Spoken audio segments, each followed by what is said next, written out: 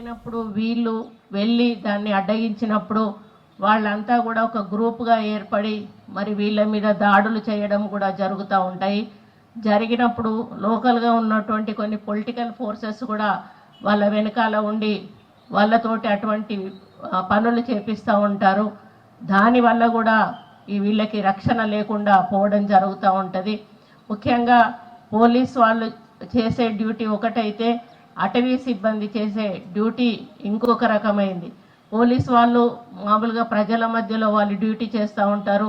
వాళ్ళకి సెక్యూరిటీ ఉంటుంది, వాళ్ళ దగ్గర వెపన్స్ ఉంటాయి, అందుబాటులో పోలీస్ స్టేషన్స్ ఉంటాయి. ఒక నిమిషం ఒక ఫోన్ కొడితే ఒక నిమిషంలో వాళ్ళకి కావాల్సినంత ఫోర్స్ వాళ్ళ దగ్గరకు వస్తుంది. కానీ అదే అటవీ ప్రాంతంలో చేసేటువంటి సిబ్బంది వాళ్ళు ఒక ఇద్దరు ముగ్గురు ఒక జీబో 2 జీబులో వేసుకొని వెళ్తారు. వాళ్ళు ఒకరో ఇద్దరు అనుకొని వెళ్ళినప్పుడు అక్కడికి వెళ్ళే వరకు పరిస్థితులు వాళ్ళు అనుకున్నంత ఈజీగా ఉండకపోతుండొచ్చు. ఆ టైంలో వాళ్ళని ఎదుర్కోవడం కూడా కష్టసాధ్యమైనటువంటి విషయం.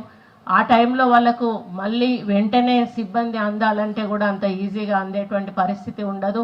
ఈ టైంలో ఆ ఎదుటి వాళ్ళ నుంచి వీళ్ళు ఏవైనా మరి దాడులు అటువంటివి ఎదుర్కొని అటువంటి సందర్భాల్లో వీళ్ళు మరి ప్రాణాలు కోల్పోవడం కానీ గాయాల పాలవ్వడం కానీ జరిగేటువంటి అవకాశం ఉంటుంది. మరి ఆ పద్ధతిలో చనిపోయినటువంటి కుటుంబాలు నిజంగా వాళ్ళు చిరస్మరణీయులు. ఎందుకు అనంటే డ్యూటీలో వాళ్ళ యొక్క నిబద్ధతను చూపిస్తూ వాళ్ళు ప్రాణాలకు తెగించి మన ప్రభుత్వం యొక్క ఆస్తిని కాపాడే క్రమంలో వాళ్ళు చనిపోవడం అనేది ఇది వాళ్ళు చరిత్రలో వాళ్ళు పేర్లు నిలిచిపోయేటువంటి విషయము. కాకపోతే వాళ్ళ కుటుంబ సభ్యులకు ఇది బాధాకరము. వాళ్ళ కుటుంబ సభ్యులను ప్రభుత్వం అన్ని విధాలుగా ఆదుకుంటుంది. కాకపోతే ఇక్కడ ఒక చిన్న విషయం ఇప్పుడే నేను PCCF గారిని అడిగాను. మామూలుగా పోలీసు సిబ్బంది చనిపోతే వాళ్ళ ఫ్యామిలీస్కి పిల్లలకు ఎడ్యుకేషన్ అవన్నీ కూడా ఫ్రీగా ఉంటాయి. మన డిపార్ట్మెంట్ వాళ్ళకి అవి ఉన్నాయా లేవా అని చెప్పి అడిగితే అది స్టడీ చేయాలి మేడం అని చెప్పారు. వారికి నేను సూచన ఇస్తూ ఉన్నాను, సెక్రటరీ గారికి మరియు PCCF గారికి. అదేవిధంగా మనకు చీఫ్ సెక్రటరీ గారు కూడా వచ్చారు. సార్ ఇది కూడా ఒకసారి పరిశీలించి పోలీస్ డిపార్ట్మెంట్ వారికి ఏదైతే అప్లై అవుతున్నాయో ఈ విధంగా విధి నిర్వహణలో మరణించిన వాళ్ళకి అవన్నీ కూడా ఫారెస్ట్ డిపార్ట్మెంట్లో చనిపోయిన వాళ్ళకి విధి నిర్వహణలో చనిపోయిన వాళ్ళకి అప్లై అయ్యేట్టుగా చేయాల్సిన అవసరం ఉందని కూడా ఈ సందర్భంగా మీకు తెలియజేస్తూ ఉన్నాను. సమయం వచ్చినప్పుడు ముఖ్యమంత్రి గారి దృష్టికి తీసుకెళ్ళి దీని మీద ఒక నిర్ణయం తీసుకోవాల్సిందిగా కూడా మిమ్మల్ని కోరుతూ ఉన్నాను. ఇకపోతే ఉమ్మడి ఆంధ్రప్రదేశ్ ఉన్నప్పుడు ఉమ్మడి ఆంధ్రప్రదేశ్లో మనకు అంటే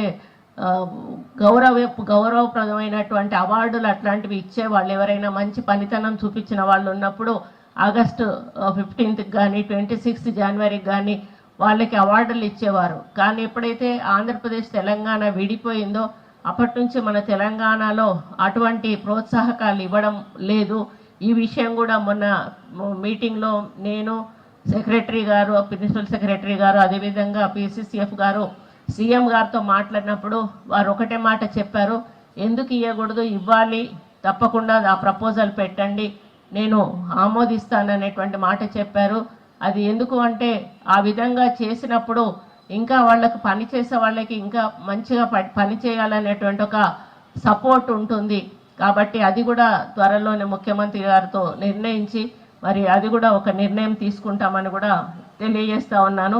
అదేవిధంగా అడవుల రక్షణ, అటవీ సంపద స్మగ్లింగ్ వంటి కార్యక్రమాలు అరికట్టడం కోసం అటవీ శాఖ అధికారులు నిజంగా చెప్పాలంటే చాలా కృషి చేస్తూ ఉన్నారు.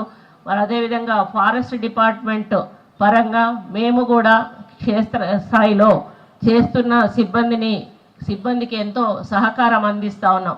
అదేవిధంగా మా DGP గారు కూడా వారు ఎక్కడ చిన్న సమస్య వచ్చిందని మా స్టేట్ అధికారులు అంటే PCCF గారు కానీ సెక్రటరీ గారు కానీ ఫోన్ చేసినప్పుడు ఏ ఏరియాలో ఏదైనా ఇబ్బంది జరుగుతుంది సార్ అనగానే వారు కూడా అక్కడ లోకల్ పోలీస్కి వారు ఫోన్ చేసి వాళ్ళ సహకారం కూడా అందిస్తున్నారు. అందుకు వారికి కూడా వేదిక మీద నుంచి ధన్యవాదాలు తెలియజేస్తూ ఉన్నాను. ప్రతి జిల్లాలో వివిధ రకాల అటవీ కలాపాలకు ఆయా ప్రాంతాలలో అది ప్రోత్సాహమైన ప్రతివంతులైన ఫ్రంట్ లైన్ అధికారులకు ఏటా 10,000 నగదు పురస్కారం కూడా అందిస్తూ ఉన్నాం.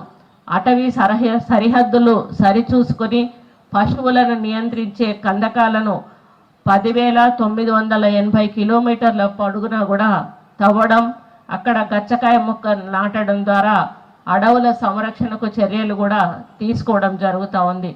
కలప అక్రమ రవాణాను కట్టడి చేయడానికి సాయుధ పోలీసు దళాల సహకారం కూడా తీసుకుని ముందుకు వెళ్తూ ఉన్నాము.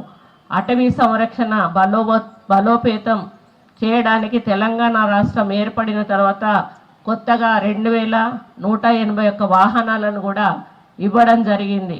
మరి అడవుల్లో గడ్డి భూములు, నీటి వనరులు అభివృద్ధి చేయడం ద్వారా పంట పొలాలు, పశువులపై వన్యప్రాణుల దాడులను అరికట్టగలిగాము. క్రూర మృగాల దాడిలో బాధితులకు ఇచ్చేటువంటి నష్టపరిహారాన్ని మరి 5 లక్షల నుంచి 10 లక్షలకు కూడా పెంచడం జరిగిందని ఈ సందర్భంగా తెలియజేస్తూ ఉన్నాను. ప్రపంచంలోనే పచ్చదనం పెంపుదలలో 3వ అతిపెద్ద మానవ ప్రయత్నం తెలంగాణ ప్రభుత్వం చేపట్టినటువంటి వన మహోత్సవం. ఈ వన మహోత్సవం ద్వారా మన రాష్ట్రంలో 307.48 కోట్లకు పైగా మొక్కలను ఇప్పటి వరకు నాటడం జరిగింది. ప్రతి గ్రామ పంచాయతీలో మొక్కల పెంపక కేంద్రాలను కూడా ఏర్పాటు చేస్తున్నాము. తెలంగాణ వన మహోత్సవం 2025 పథకంలో ఇప్పటి వరకు 14,355 నర్సరీలను కూడా ఏర్పాటు చేశాము. గ్రామ పంచాయతీల్లో 12,707 నర్సరీలు, మున్సిపాలిటీల్లో 600 నర్సరీలను కూడా ఏర్పాటు చేయడం జరిగింది. మరి రాష్ట్రంలో పచ్చదనాన్ని పెంపొందించడానికి, క్షీణించిన అడవులను పునరుద్ధరించడానికి అన్ని జిల్లాల్లో కూడా పెద్ద ఎత్తున మరి కార్యక్రమాలు చేపట్టడం జరుగుతుంది. మరి పీడీ యాక్ట్కు తగిన సవరణలు చేసి ఫారెస్ట్ అధికారులపై దాడి చేసే నేరస్తులపై కఠిన శిక్షలు పడేలా చేయడానికి కూడా తగు చర్యలు తీసుకుంటామని కూడా ఈ సందర్భంగా తెలియజేస్తూ ఉన్నాను.